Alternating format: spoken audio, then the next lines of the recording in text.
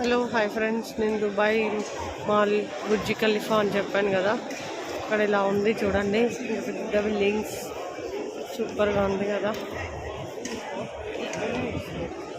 ఇక Burj Khalifa tower చూడండి. వాటర్లో మ్యూజిక్ వస్తుందంట, కానీ ఇప్పుడు ఆగిపోయింది, టైం అయిపోయిందని ఆగిపోయింది. ఇది Dubai mall Burj Khalifa tower, ఇంత పెద్దగా ఉంది.